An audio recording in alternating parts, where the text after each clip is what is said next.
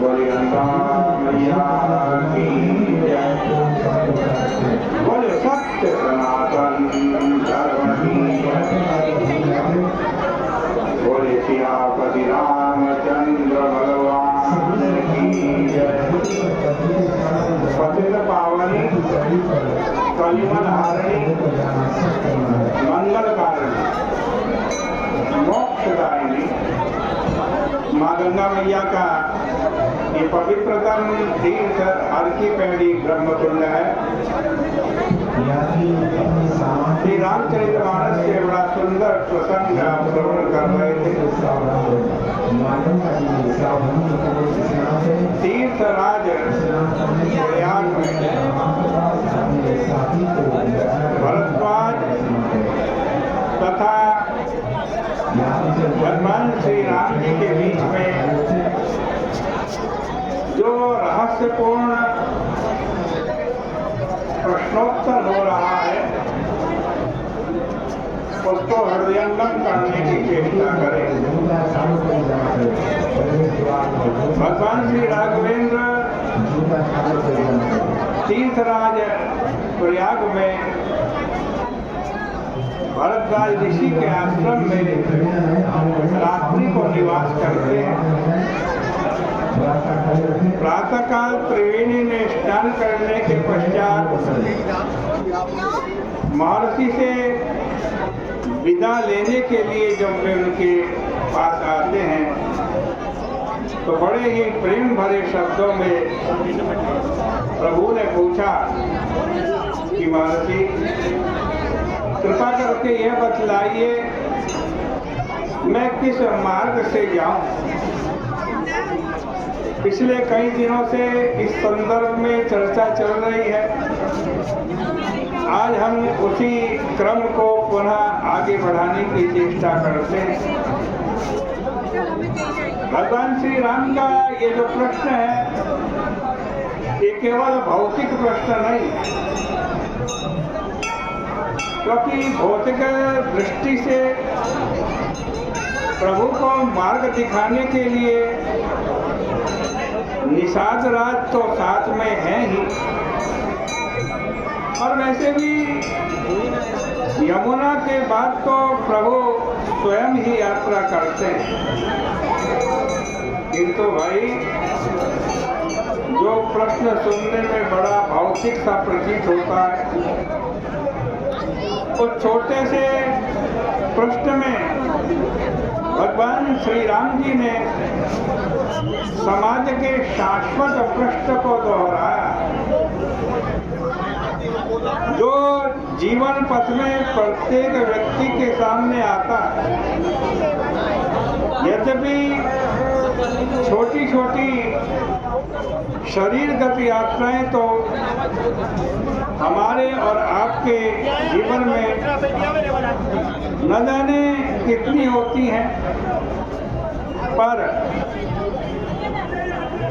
अगणित जन्मों से जीव की एक यात्रा चल रही है। किंतु विडंबना यह है कि जहाँ सांसारिक यात्रा में व्यक्ति क्रमशः अपने लक्ष्य के समीप में पहुंच जाता है, वहाँ आंतरिक जीवन में वो लक्ष्य से दूर होता जा रहा है। आनंद की जैसी अनुभूति व्यक्ति को जीवन के प्रारंभिक क्षणों में होती रहती है, आगे बढ़ता हुआ वह उससे वंचित हो जाता। इसका क्या कारण है? यदि यह प्रश्न किसी से किया जाए तो इसका सांकेतिक उत्तर यही है कि यदि समय अधिक लग रहा है किंतु उसके बाद भी अगर हम अपने घर के पास नहीं पहुंच रहे हैं तो इसका सरल और बड़ा सीधा अर्थ यही है कि हम मार्ग भटक गए होंगे। क्योंकि सही मार्ग पर चलने का एक स्पष्ट प्रमाण यह है कि समय बीतने के साथ साथ हम अपने गंतव्य के निकट पहुंचेंगे, किंतु यात्रा में केवल चलने मात्र से ही काम नहीं चलेगा, अभी तो सही मार्ग का निर्धारण भी आवश्यक है। क्योंकि सही मार्ग पर अगर न चले तो स्वाभाविक रूप से हम भटककर घर से और दूर निकल जाएंगे। इस संदर्भ में देवर्षि नारद के प्रसंग में एक बड़ी व्यंग्यात्मक बात आती है, जहां मार्ग के प्रश्न को लेकर बड़ी सांकेतिक भाषा का प्रयोग किया गया। देवर्षि नारद विश्व मोहिनी को पाने के लिए जब व्यग्र हो जाते हैं तब उनमें कामना का उदय होता है।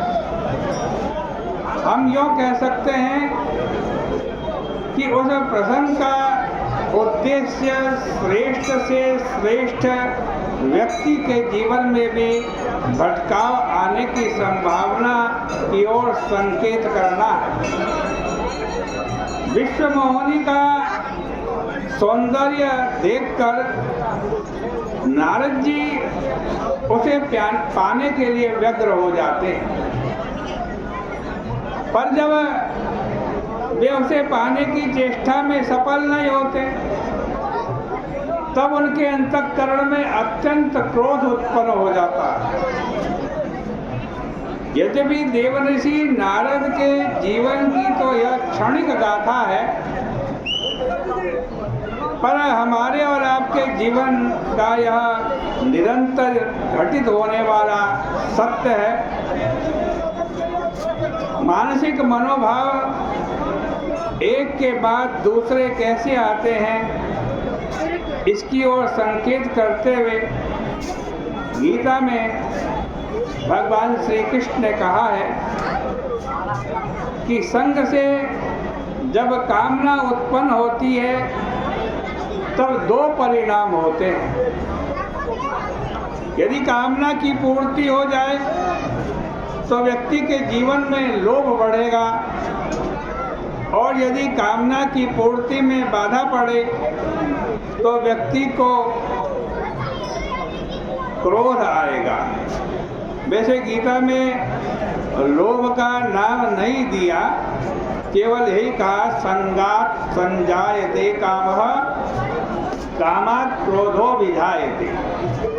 संग से कामना उत्पन्न होती है और कामना से क्रोध उत्पन्न होता है। लोभ को छोड़ देने का महत्वपूर्ण तात्पर्य यह है कि कामना के बाद मनुष्य को क्रोध आए बिना रहेगा नहीं, क्योंकि कामना के बाद मनुष्य का लोभ बढ़ेगा और कोई भी व्यक्ति ऐसा नहीं हो सकता जिसके जीवन में संपूर्ण लोभ की पूर्ति हो जाए। इसलिए भगवान श्री कृष्ण ने यह कहना उचित माना कि संग से कामना और कामना से क्रोध होता है। देवर्षि नारद जी के जीवन में हमें इसी क्रम का परिचय मिलता है। शीलनिधि राजा ने जब अपनी कन्या विश्व मोहिनी का हाथ उन्हें देखने के लिए कहा और विश्व मोहिनी का हाथ उन्होंने देखा तो उनके अंतःकरण में वासना तथा कामना का जन्म हो गया।